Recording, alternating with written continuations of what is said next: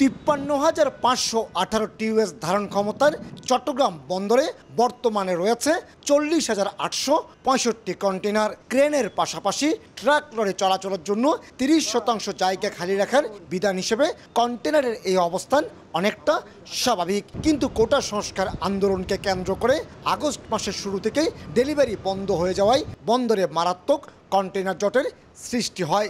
বিভিন্ন ইয়ার্ডে 45,000-এর বেশি কন্টেনার আটকা পড়ে। তবে রাজনৈতিক পরিস্থিতির উন্নতির সাথে সাথে গত এক সপ্তাহ ধরে ডেলিভারির গতি বাড়িয়েছে বন্দর কর্তৃপক্ষ। রেল কর্তৃপক্ষ কাস্টমস কর্তৃপক্ষের সাথে মিটিং করে তারা অত্যন্ত সহযোগিতার মনোভাব নিয়ে এগিয়ে এসছে এবং ইউজারেরাও তারা মালামাল খুব দ্রুত সময়ের মধ্যে ডেলিভারি নেওয়ার জন্য এগিয়ে এসছে। সব বিষয় মিলিয়ে আমরা এই বিষয়টাকে সমাধান করতে আমরা সক্ষম হই।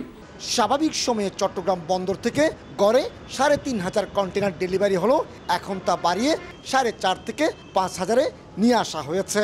আর গত 13ই আগস্ট একদিনে 5,100 টিএস কন্টেনার ডেলিভারি দিয়ে রেকর্ড করেছে বন্দর কর্তৃপক্ষ।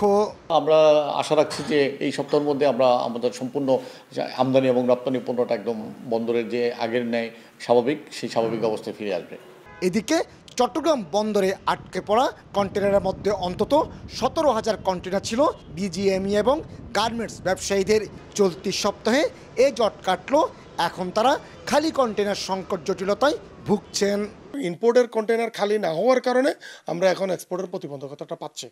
বর্তমানে কন্টেনারবাহী আরও অন্তত 15টি জাহাজ চট্টগ্রাম বন্দরের নোঙ্গরের অপেক্ষায় বহির্নোঙ্গরে অবস্থান করছে।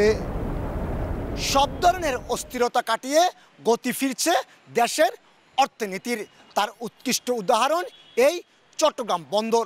গত কয়েকদিন ধরে চট্টগ্রাম বন্দরে কন্টেনার জটে যে সংখ্যা সৃষ্টি হয়েছিল তা কেটে গেছে। ডেলিভারিতে যেমন গতি এসেছে, তেমনি গতি এসেছে বন্দরের সব ধরনের কার্যক্রমে। চট্টগ্রাম বন্দর থেকে কমল দে, সময় সংবাদ।